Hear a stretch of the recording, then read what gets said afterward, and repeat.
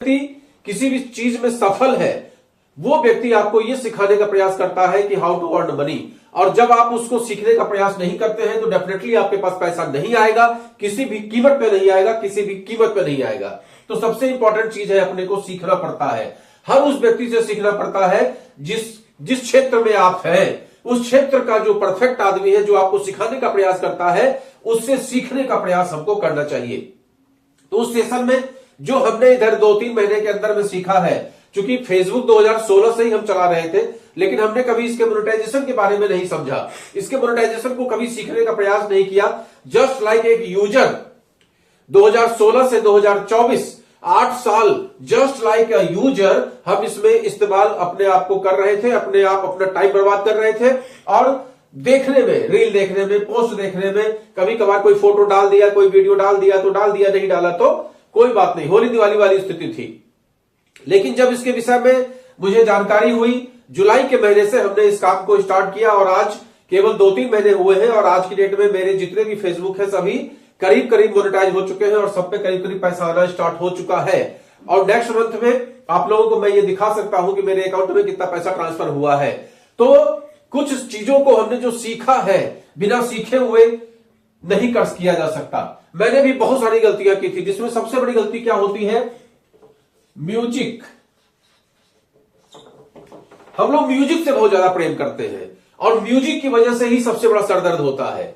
और सबसे बड़ी बात यह है कि कभी कभी फेसबुक भी, यूट्यूब भी, सोशल मीडिया जितना भी है, वो आपसे बोलेगा कि म्यूजिक ऐड कर लीजिए, और बाद में जब आप म्यूजिक ऐड कर लेते हैं तो आपके साथ एक समस्या खड़ी हो जाती है।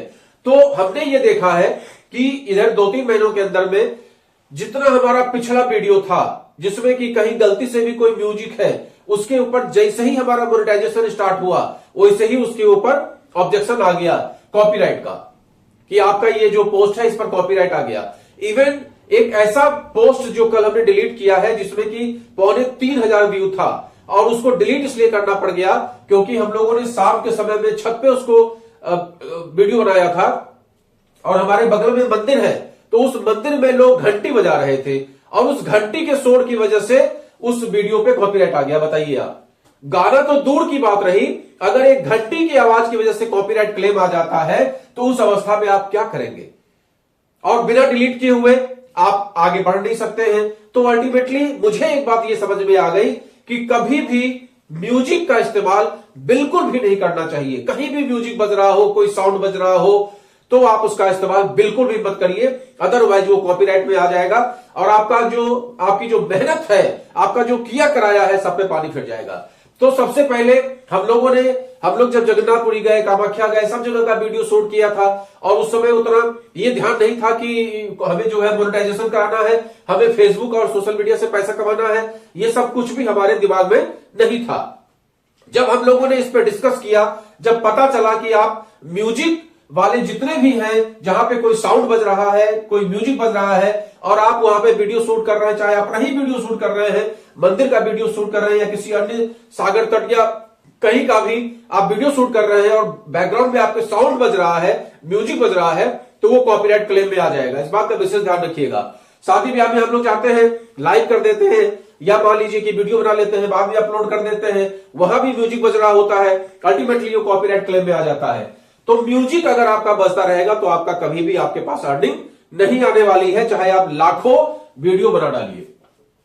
दूसरा, आपका खुद का जो भी आपका क्रिएशन है वो आपका खुद का होना चाहिए। इस बात का विशेष ध्यान रखना है। चाहे लोग कितना भी चिल्ला चिल्ला के कहें कि आप ये डाल दो, आप वो डाल दो, आप ये डाल दो, आप लिपसिंग कर लो, आप गाना या कुछ भी ऐसा लिपसिंग कर लो, होठ हिलाओ और बाकी आपका काम हो जाएगा। कुछ नहीं होना मेरे भाई।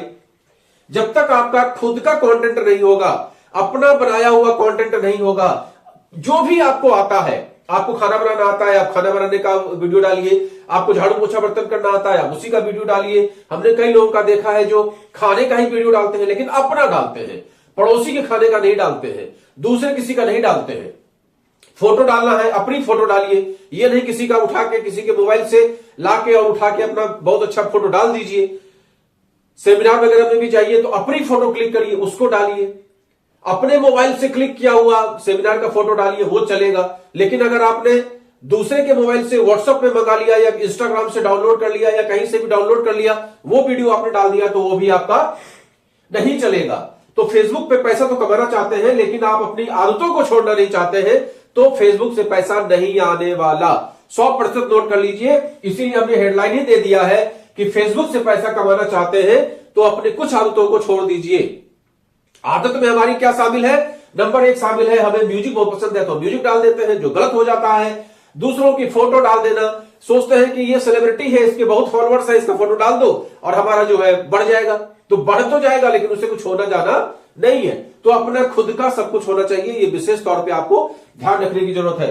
तो म्यूजिक से बच के रहिए और अपना जो है अपना सब क्रिएशन, अपना सब कुछ डालिए। तो ये सबसे इंपॉर्टेंट चीज है। ये 2 चीज अगर आप लगातार फॉलो करेंगे तो निश्चित तौर पे आपको कहीं ना कहीं सफलता मिलेगी।